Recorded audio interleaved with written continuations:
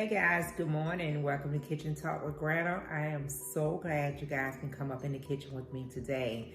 And I'm definitely not going to keep you guys too long today. We're just going to do a little conversation, okay? But before we get started, you guys know what the routine is. Go ahead, look down there at the bottom of your screen, down there, right down there. Go ahead and give me that thumbs up button. Go ahead and give me that share button. And if you have not become one of Granna's followers, go ahead and become one of my followers. I would love to have you. And while you're sharing my video with all your families and friends, make sure you have them to go ahead and become one of Granna's followers, okay? All right, thanks guys. Thank you in advance, okay? All right, so let's go ahead and get it popping up into the kitchen today. Okay, so the past weekend, the governor of Georgia put in place some of the smaller business to do a reopening, okay? They had been talking about it all week, and all the states was talking about doing a reopening, and I know Georgia was one of the places, which is closest to where I live, closer to my state, that went ahead and put that into play, okay? Governor Ivory here in Alabama decided that we're gonna wait the whole time. We're gonna go at least till the 1st of May before she put in place anything as far as reopening. Now that may change because it changes every day. It may come a day or two and they be like, no, we're gonna go ahead on and let Alabama open up some of their small business, okay? I was really surprised and kind of happy that a lot of the business in Georgia, even though the governor said they could reopen, they decided not to. Now, these business that these non-essential business that they're putting in places to start opening up first, which I don't understand why they picked these business, but okay, they was talking about your hair salon place, your beauty salon, your barber shops, your tattoo places, your gym, your hair supply places, you know, your nail techs and your nail places where you go get your nails and stuff done. I don't know why they chose those business first. You know, of course, all over social media, you know, there's a lot of people talking about why those business was chose first. I'm gonna let you guys go back and look at that. I ain't trying to start no debate or trying to start anything with that, but people definitely has put their opinion out there on why they're going with these business first, okay? But, and I understand, you know, the questions and their opinions that people are putting out there, because these business that they're putting in place to reopen first, these non-essential business, is gonna be, in my opinion, now this is just Granna's opinion. I'm sorry, get a little drink. Now, in Granna's opinion, I do feel that these places are going to be pretty hard to practice your social distancing and your 6 feet rule, because there's going to have to be that kind of like intimate touching of your clients and your customers. So it's going to be hard to do that. And a lot of the business owners over in Georgia, that's what they was basically saying. You know, they interviewed one young lady. She has her own beauty salon, and she referred her business kind of similar to like a doctor. You know how doctors are all up in your face. They have to touch you. They have to see, you know, touching you by seeing or making a diagnosis of what's going on with you. And she was saying it's kind of similar, because when she's doing her customers, her clients, she's in their face. She is, you know, doing their hair. She's all up in their space. And she said before she would put herself or her clients in any type of danger, she would just wait it out a little bit longer. She would just wait before she reopened her her salon and everything. And she was saying, even with the mask, even with wearing a mask, it's still gonna be very difficult for her to perform her service, you know, without a mask, you know, because of the interaction that she has to have with her customers. So she said, you know, her and her business, she was only talking about her business. She was gonna wait at least 2 more weeks. She said she would look at it again around the 2nd week or so of May and see, you know, what's going on and what type of feedback that they're gonna get from opening up a week or two earlier. Okay. And then there was this tattoo artist that has his own tattoo place, and he was pretty much saying the same thing. He was just saying that there's no way he can perform his best service or give the customer his best without being all up in their space. You know, you have to be that close to his customers, you know, to give them what they want. And that he was not ready to put himself, his customers, or even his employees in jeopardy of catching, you know, a disease. Like he was saying, you know, someone can come up in there that has not had any symptoms of the coronavirus and been good for the last month. They've been inside the house. They've been inside the house for the last month and a half, 2 months, and they're good. But then just that one time, they may start to get out and to go to different places to get these different services that someone might come down. And then it's 14 days before that person will even know or show any signs of catching that disease. So I was really, really like, wow, okay. So, you know, some people are really looking at lives being saved compared to the money that they're losing, that they're not making. And these small business owners, you know, they were saying, yeah, of course they need to open up. They need you know, to bring in their income. They need to make their money, but they're not willing to put money over someone's life or even, you know, their life. They're not willing to open up a business and have a few customers or their clients to come back, and then they turn around 14 days, 15, 16 days later,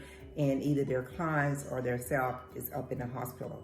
So I was like, okay, props to them. And then there are going to be some people that's going to go ahead and reopen, not even thinking about, well, I wouldn't say not thinking about their customers or their people, employees coming in contact with this, but they're just going to look at it from the financial part of it, that they're able to start back bringing in some revenue and making some money and possibly saving their business. And I understand all that. I understand, you know, it's really hurting the small business to be shut down for this long. I mean, some of them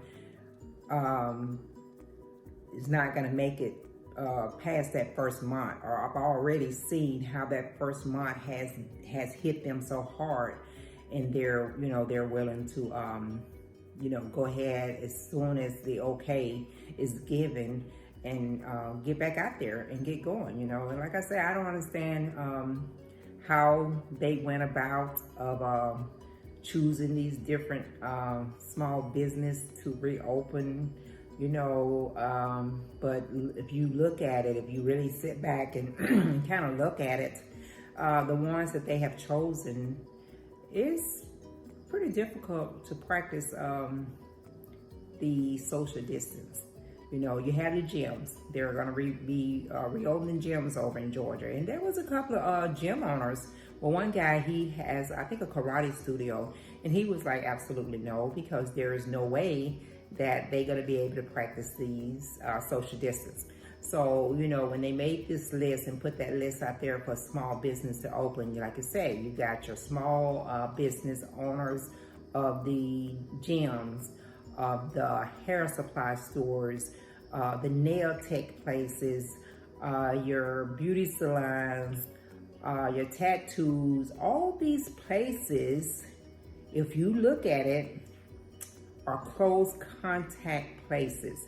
I don't care how much they spray down that gym and they wipe off those equipments, it's close contact. Unless they have went in there and totally rearranged all their equipment and made those adjustments to their equipments before they let their clients come back up in there, I don't see how they can do it. And the same thing with the nail places where you get your nails, your manicures and your pedicures. If they have went in there and rearranged, and I don't know how that's possible, because most of your nails places are already kind of compact.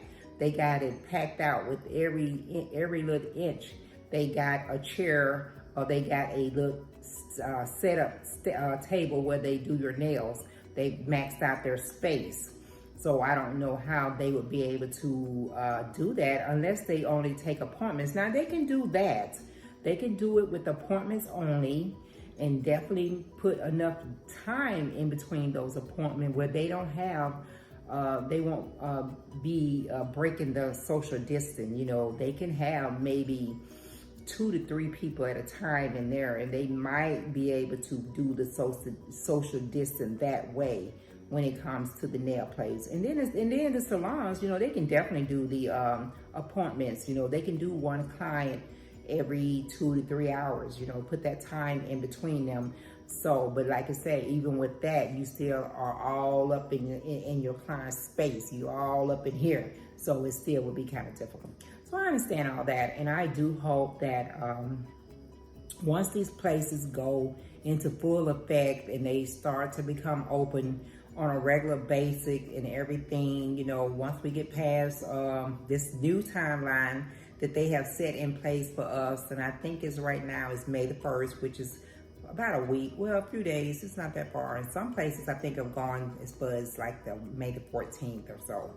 So maybe by the time they, all this go into effect, that these small business will be able to reopen and revive, bounce back, and not lose their company, you know. Because even with all that being said, I noticed and I seen on the news that, you know, these small companies that's trying to get these loans are having a pretty hard time getting them, because for some reason they sent all this money to these bigger companies that did not need it, and they took it, and now they're waiting for them to send it back so that they can redo it and send it back out to the small business. Okay. So so I hope all that stuff you know, fall into place for them, because I don't want anyone to lose their business. I don't want anyone to have to start over. You know, it took a lot for them to get to where they're at. So, you know, I hope and pray that all these businesses come out ahead, especially your small business, you know. So, you know, once they open and everything is safe, absolutely, people, get out there and show them some support and show them some love and try to help them rebound and come back alive and get back to where they were, okay? All right, so that's what our conversation today, reopening up some of the economy in some of these states, okay? All right, so before we go, guys, don't forget to go back and give me any comment on this conversation that you would like to give me. And if you are out and about practicing your social distance, make sure you are giving a smile to everyone in your distance. And don't forget, when you're out and about, make sure you put your mask on, okay? This is a mask that I made myself, okay? Make sure you are wearing a mask. Make sure your kids are wearing a mask. Just make sure you're still taking this serious, and everyone is being careful, and everyone is practicing your safe distance, your mask, your good hygienes, and just staying as healthy as possible, okay? All right, guys, you have a great day, and I will see you guys next time around. Bye.